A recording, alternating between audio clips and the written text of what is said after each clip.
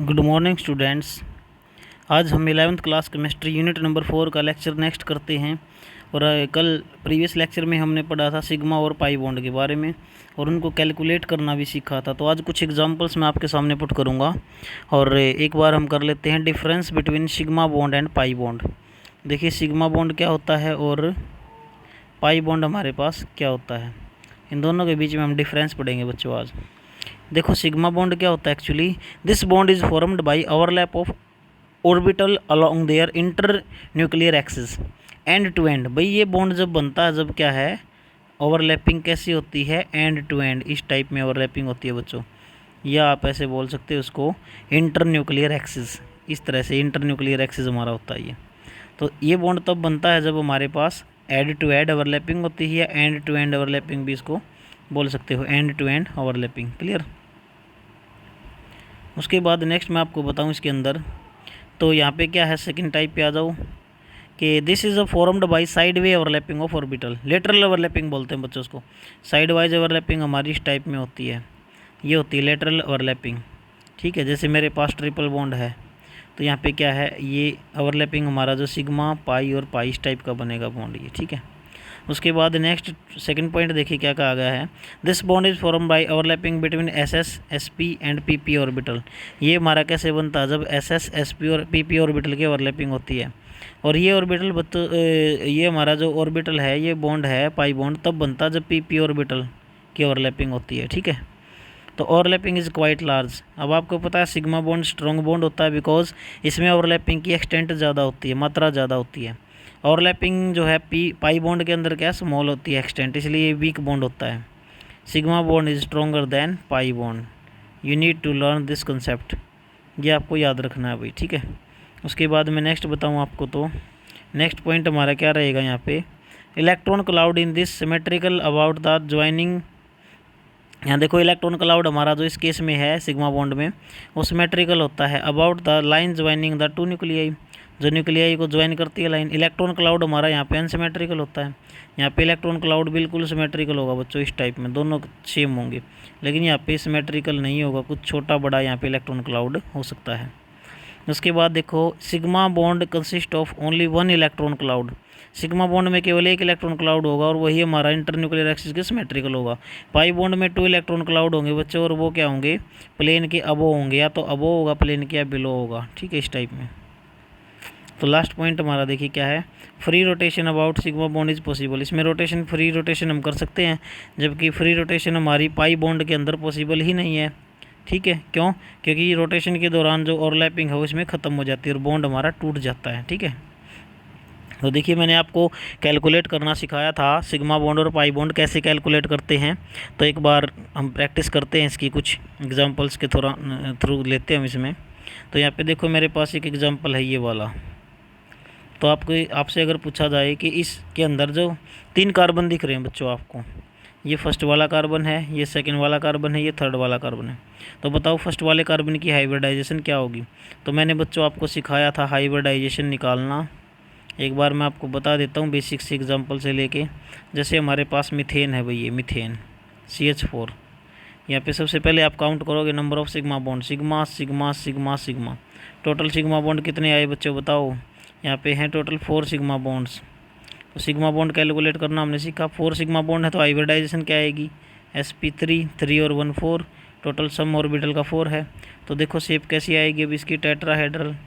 तो by calculating hybridisation alone we can also explain about the geometry of the compound, given compound. ठीक है। तो यहाँ पे देखिए हमारे पास ये एग्जांपल है, इसके अंदर क्या कितने सिग्मा बॉन्ड है, सिग्मा सिग्मा सिग्मा पाई। तो यहाँ पे कितने सिग्मा बॉन्ड हो गए बच्चों, 3। फर्स्ट वाले कार्बन में 3 सिग्मा बॉन्ड हो गए, तो सम कितना आया 3। 3 के लिए हाइब्रिडाइजेशन क्या रहेगी, sp2, क्योंकि 2 p ऑर्बिटल एक ऐसा ऑर्बिटल। तो ये देखो आप sp2 हाइब्रिडाइजेशन यहाँ पे लिखी हुई है पहले से ही, है ना, समझ गए ना sp2 क्यों आई यहाँ पे। सेकंड एग्जांपल में आ जाओ, मतलब इसका सेकंड कार्बन पे आ जाओ।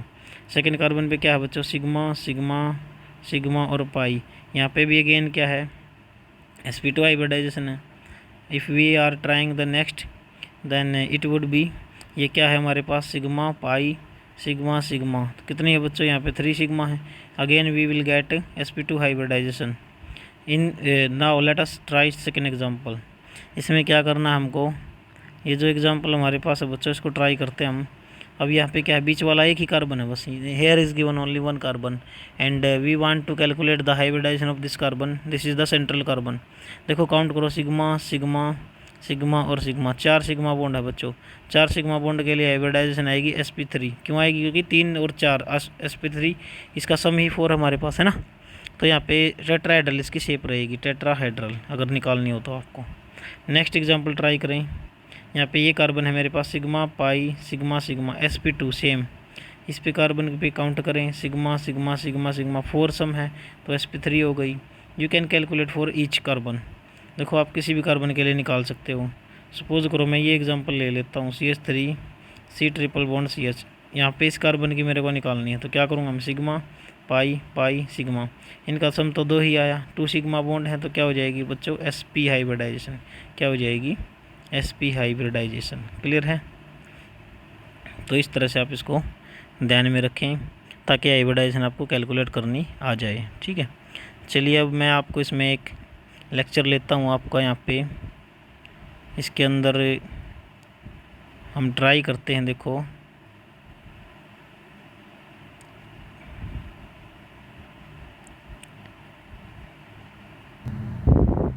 तो देखिए कुछ एग्जांपल मैं लेके आया हूँ आपके लिए। यहाँ पे ट्राई करो आप इसके अंदर।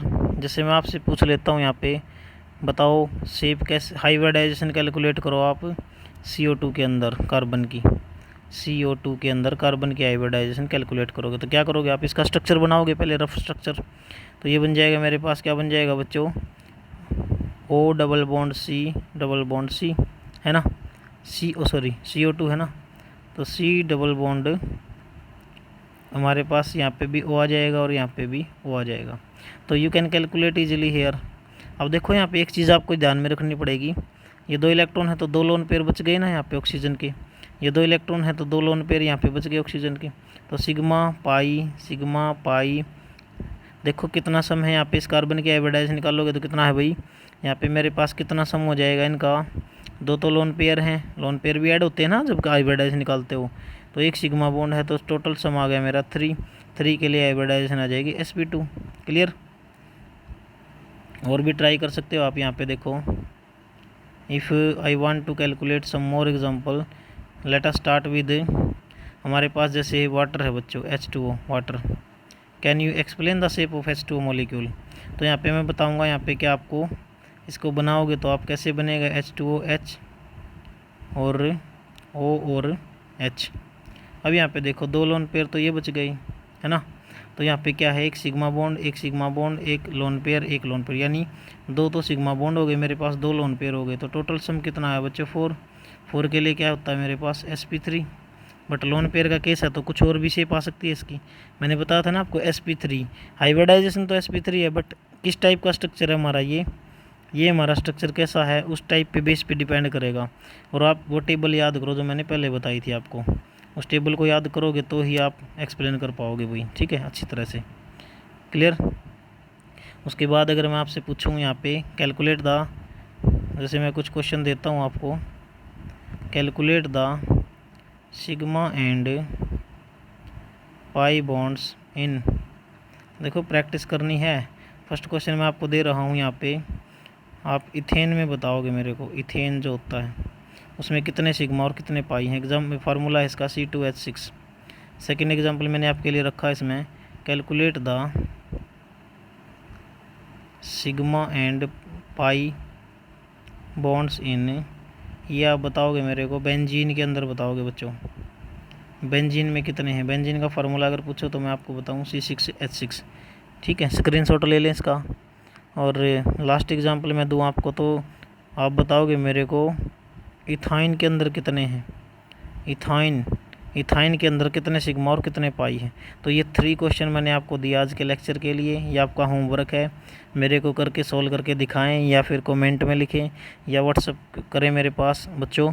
यहाँ पे आपको बताना है कितने सिग्मा और कितने पाई बॉन्ड हैं इनके अंदर, काउंट करो और मेरे को बताओ। तो आज का लेक्चर हम इतना ही पढ़ेंगे, उसके बाद नेक्स्ट लेक्चर में करेंगे next topic. Thank you for watching, have a nice day.